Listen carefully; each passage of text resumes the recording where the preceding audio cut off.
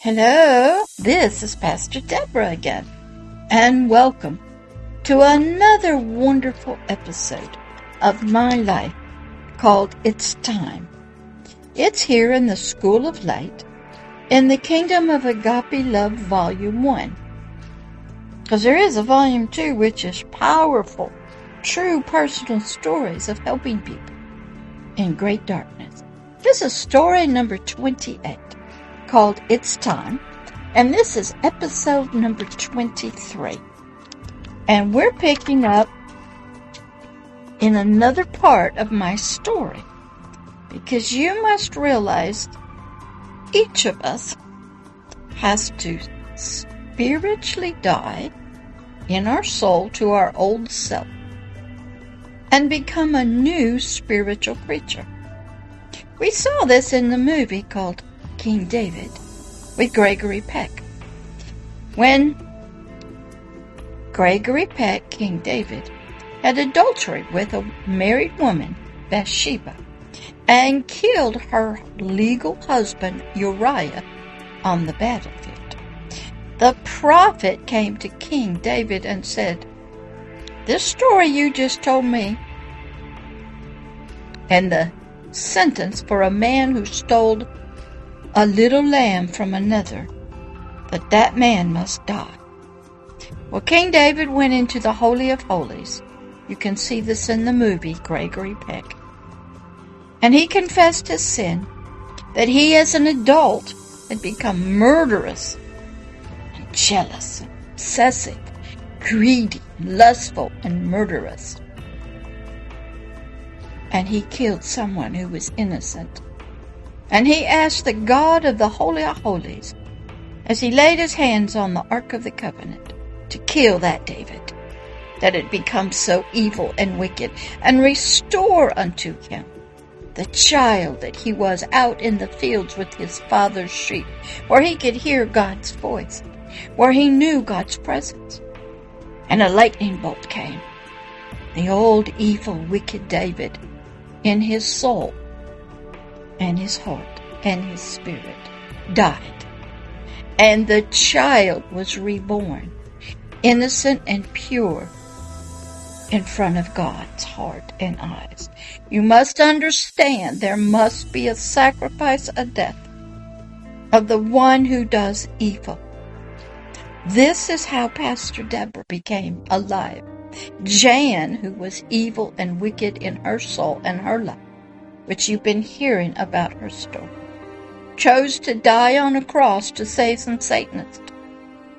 So just one person in a satanic meeting could be born again into the kingdom of heaven. But at that time, Jan died. I didn't know it, but I willingly went and told God I would go to a cross, and I would sacrifice myself for another, to show his great love.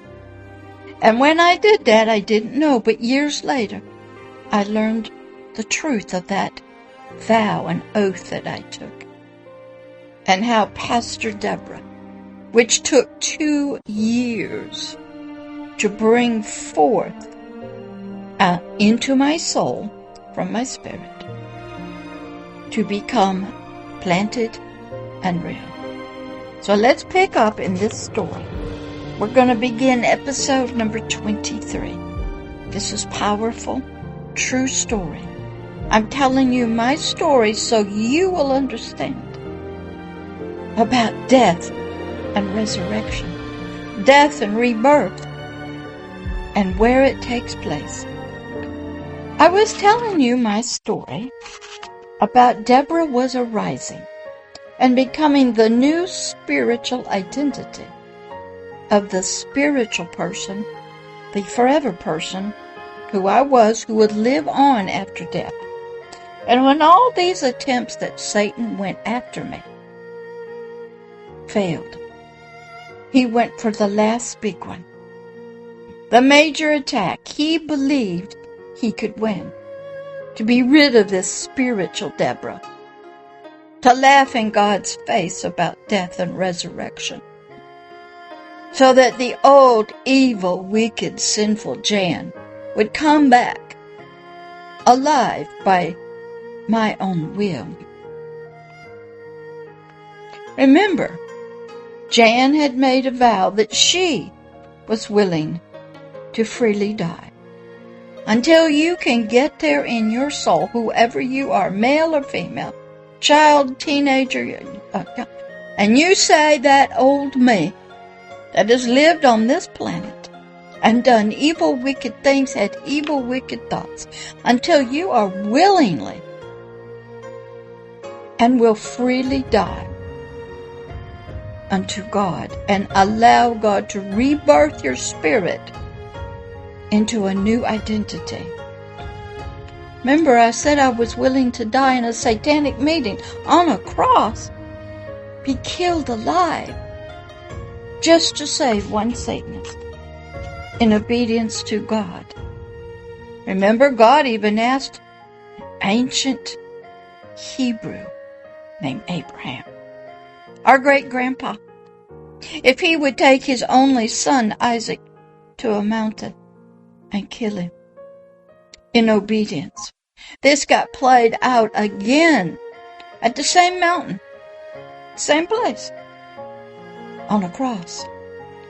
Thousands of years later, nothing's changed. All right, let's begin. So once again, upon visiting Jan's son in Pittsburgh, his name is James, Pennsylvania, at his home one night when Jan's son was out at work at a church and Deborah was home alone. Deborah had already been reborn.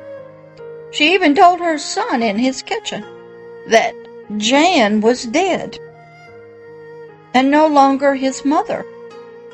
But Deborah was up and alive and asked if he would be her spiritual son. He said yes. See, I had to do this in front of my family, did it in front of my husband and friends. Deborah heard the voice of the Lord that night as she laid in her bed through the Holy Spirit, and he said, "It's time." I knew what that meant.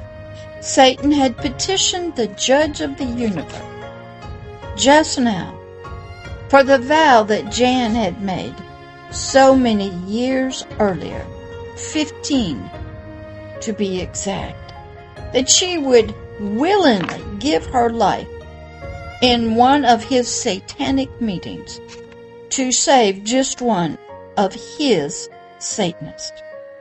You have to learn to be very careful what you say you're willing to do.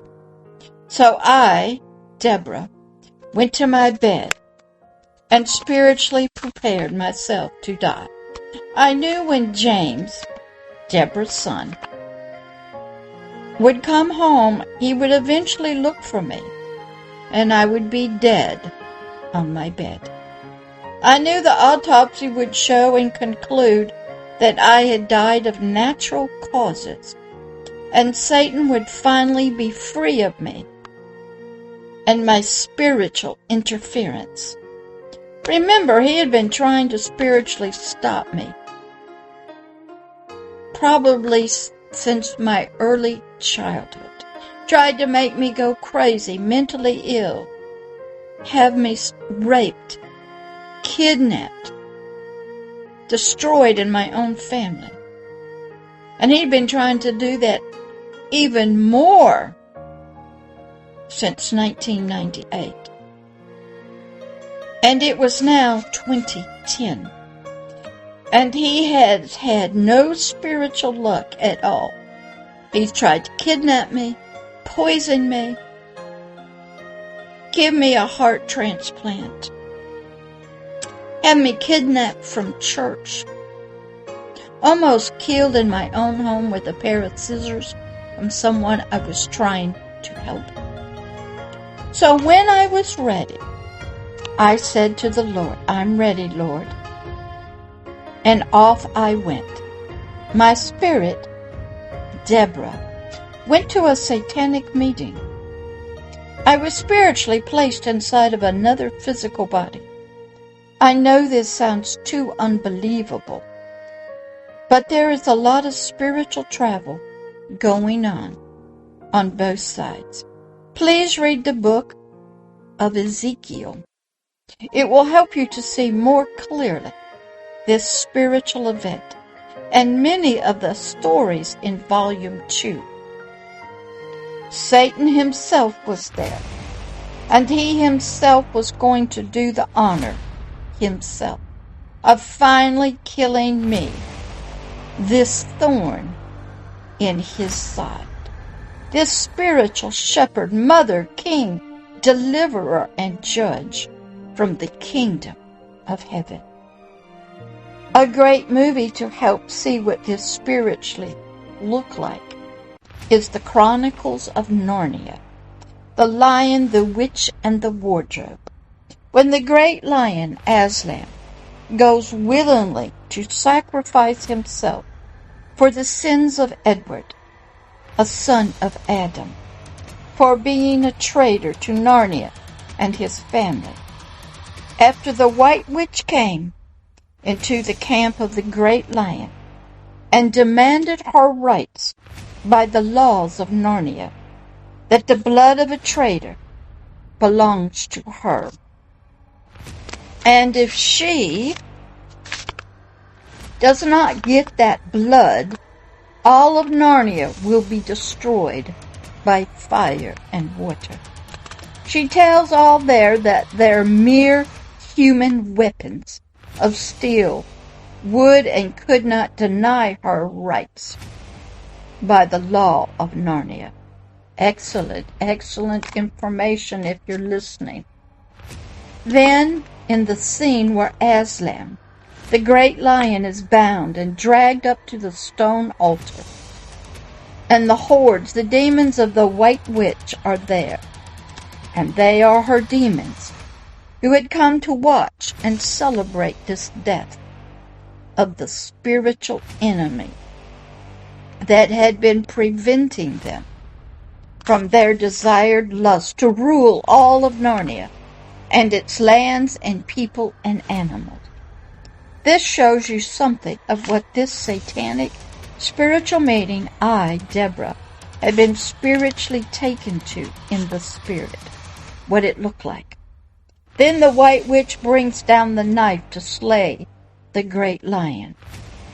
Also, the movie The End of Days with Arnold Schwarzenegger is a great visual of what the satanic meeting looked like in the physical.